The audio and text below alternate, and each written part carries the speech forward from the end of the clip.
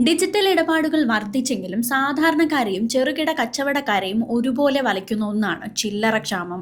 എ.ടി.എമ്മുകളിൽ നിന്ന് പലപ്പോഴും 500 രൂപ നോട്ടുകൾ മാത്രം ലഭിക്കുന്നത് ഈ പ്രതിസന്ധി രൂക്ഷമാക്കുന്നുണ്ട്. എന്നാൽ ഈ പ്രശ്നത്തിന് ശാശ്വത പരിഹാരവുമായി കേന്ദ്ര സർക്കാർ രംഗത്തെത്തിയിരിക്കുകയാണ്. 10 വർഷം മുൻപ് നടന്ന നോട്ട് നിരോധനത്തിന് പിന്നാലെ വിപണിയിലുണ്ടായ ചില്ലറ ക്ഷാമം പരിഹരിക്കാൻ ഹൈബ്രിഡ് എ.ടി.എമ്മുകൾ രാജ്യവ്യാപകമായി സ്ഥാപിക്കാനാണ് നീക്കം. 10ന്റെയോ 20ന്റെയോ 50ന്റെയോ നോട്ടുകൾ ഇനി എ.ടി.എമ്മുകളിലൂടെ നേരിട്ട് പിൻവലിക്കാം. മാത്രമല്ല, വലിയ തുകയുടെ നോട്ടുകൾ നൽകി ചെറിയ നോട്ടുകളായി മാറ്റിയെടുക്കാനുള്ള സൗകര്യവും ഇതിലുണ്ടാകും. ഉദാഹരണത്തിന് 500 രൂപയുടെ ഒരു നോട്ട് നൽകിയാൽ 10 രൂപയുടെ 50 നോട്ടുകൾ ഈ മെഷീനിലൂടെ കൈപ്പറ്റാം. നിലവിൽ മുംബൈയിലെ ബാങ്ക് ഓഫ് ബറോഡ ശാഖയിൽ RBI ഈ പദ്ധതി പരീക്ഷണാടിസ്ഥാനത്തിൽ നടപ്പിലാക്കുന്നുണ്ട്.